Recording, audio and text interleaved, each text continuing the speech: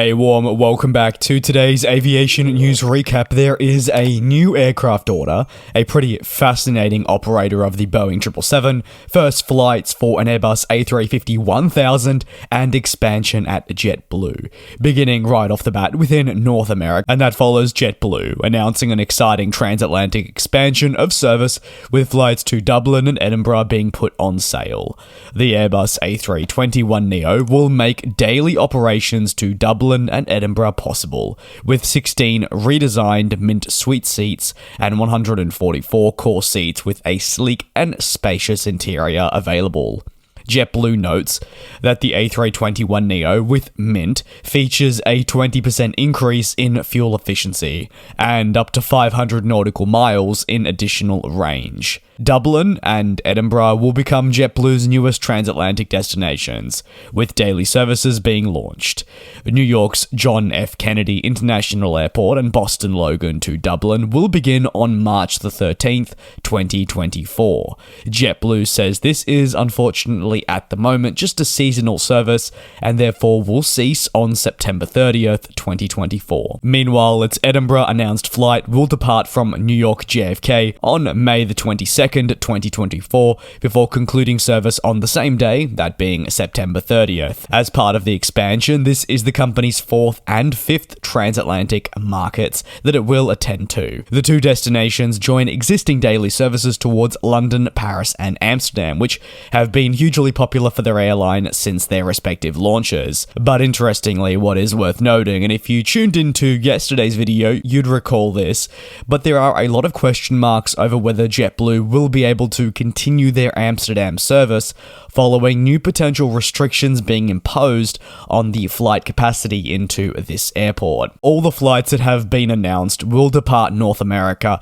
during the night and therefore be a red-eye, arriving into their destinations in and around the morning, and then have a daytime departure back to the United States. We've welcomed in a new aircraft order overnight, with Condor committing to additional Airbus A330neo wide-body aircraft.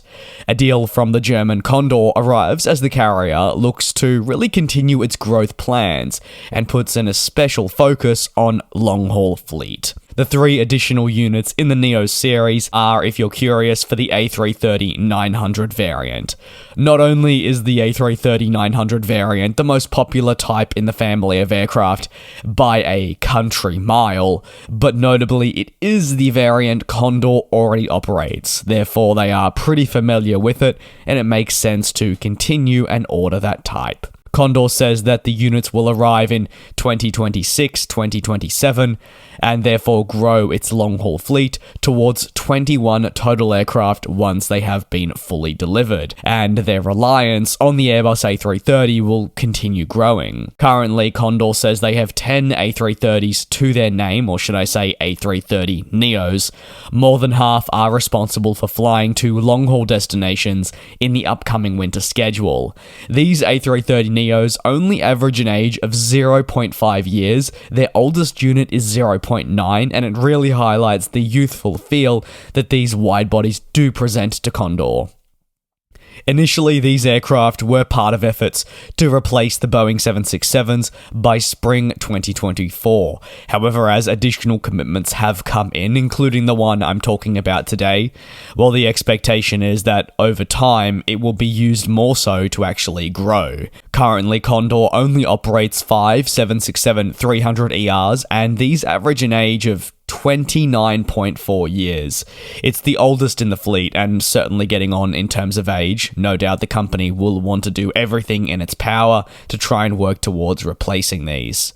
After the additional commitment, Condor says customers can definitely enjoy more A330neos across the network. They've said that since the introduction, it has been a highly popular aircraft for their customers. Over to Japan Airlines, and their first A350-1000 has completed its maiden flight in preparation for an upcoming delivery slated very soon. Japan Airlines is looking to take delivery of its first A350-1000 by the end of the year for deployment across their international network.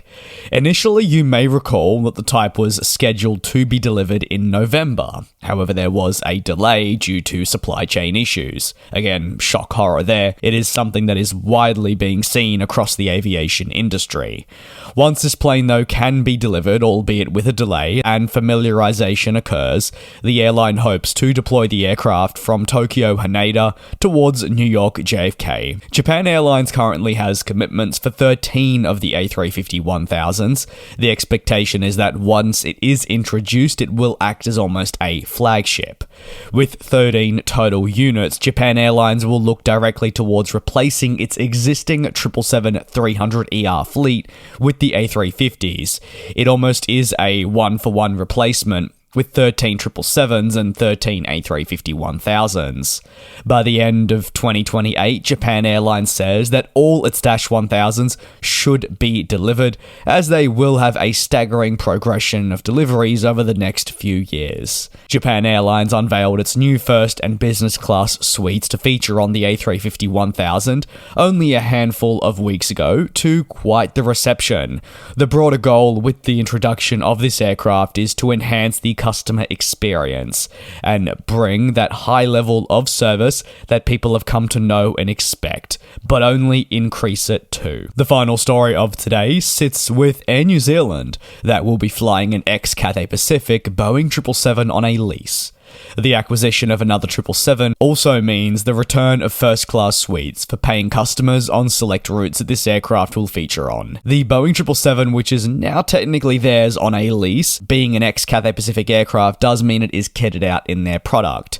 The Boeing 777 comes with 6 first-class suites and multiple business-class seats, providing therefore another option for those customers wanting to try out something different. The 777-300 in question was delivered in January 2009 and was registered for the longest period as B-KPJ to Cathay.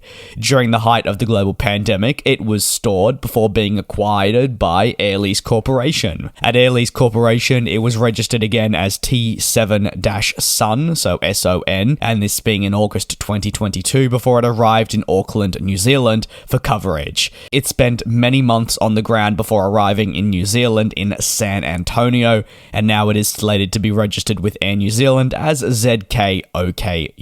Leasing is certainly something that isn't uncommon within the aviation industry, and carriers will go about leasing for a host of different reasons.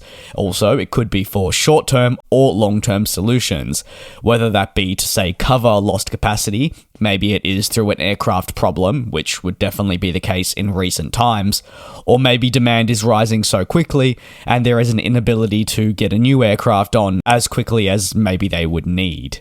What are your thoughts on today's aviation news recap? You're more than welcome to let me know down below in the comments. I do really appreciate your support. I hope you do take care and be safe, and I'll see you next time at the exact same time and same place for more coverage on the aviation industry.